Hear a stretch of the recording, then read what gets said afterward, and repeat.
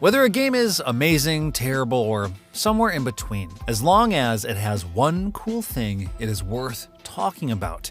And for me, in Atomfall, that one cool thing is its leads. Leads are the game's version of quests, but there is a notable difference in Atomfall's approach versus other quest logs in all other games. In Atomfall, leads are not categorized. Like, at all. No main leads, no side leads, just leads. And that small omission got me thinking a whole damn lot about quest logs. Now, for some, entering a world like Atomfall with no clear direction as to where to go may create some sense of paralysis. You'll probably be saying, wait, so do I do this first, or do I follow that? How do I know if this woman's bakery of Cornish pasties takes precedence over whatever it is these cultists got going on in the woods? And hold on, what does any of this have to do with Atomfall's sole objective of getting into the bunker at the center of the map? And, well, that's the beauty. By removing a sense of prioritization, it removes the priority of importance, thus making all leads equally as important as one another. Basically, they mean everything and nothing at the same time. Thankfully, every lead in Atomfall, no matter how seemingly small or insignificant, always manages to lead to a discovery that feeds into the world and the narrative. The result is engrossing, and even got me thinking about another journey we can all relate to. Life. Like in real life, your quests aren't labeled for you. You decide their priority, importance, or even just ignore them entirely, like sending out Christmas cards. Sure, for some folk, defining that main quest is easy. Get an education, get a job, maybe start a family, retire, blah, blah, blah, blah, blah. But it's everything in between that defines the journey. The story. And really, this is why I think I enjoyed Atomfall so much, because it empowered me specifically to decide my journey, to make my own discoveries, and dictate what I deemed most important, without the judgment of being told that what I was doing was merely just a side venture. When compared to life, a rather non-important side quest could lead to life-altering events, like meeting people or learning something that could lead you somewhere unexpected. Just as the opposite could be true. Investing in something as your main questline could lead you nowhere or not deliver on the expectation you had hoped for. Sure, you got the education, you got the job, but what if you come to realize that wasn't your main quest all along? The non-categorization essentially eliminates the very concept of expectation. It forces you to live in the moment, moment by moment. And like a journal you'd have in a game, a journal tracks your quests and what you've learned. I too journal in my actual life.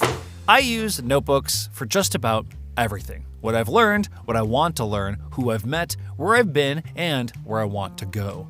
These are my quest logs. And you know what? It ain't categorized.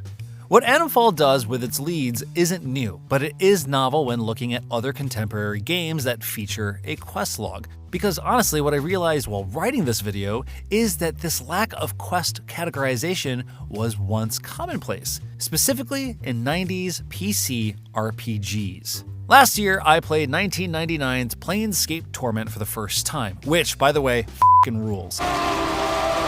And what I had noticed was how naturally the world presented itself to me without ever telling me what was or wasn't important to progress the story. Instead, at the center of the experience was the world, and it was up to me and how I engaged with it.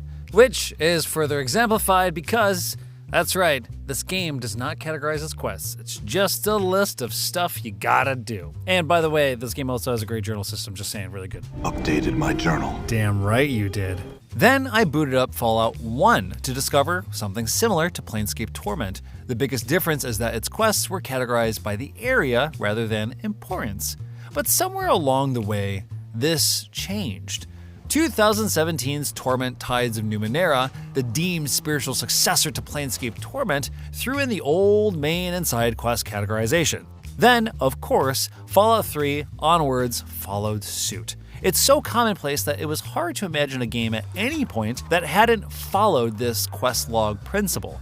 And by the way, that's totally fine. However, I do actually kind of want to poke at side quests for a moment.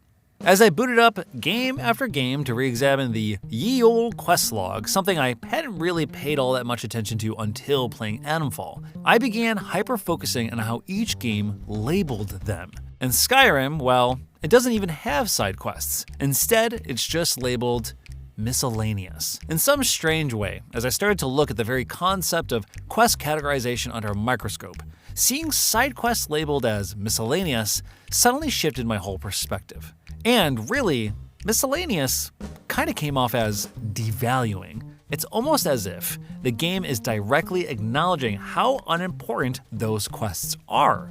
In categorizing side quests, their importance is predetermined by the designers, and in doing so, decides for the player what is the focus and what is just the extra stuff you can do.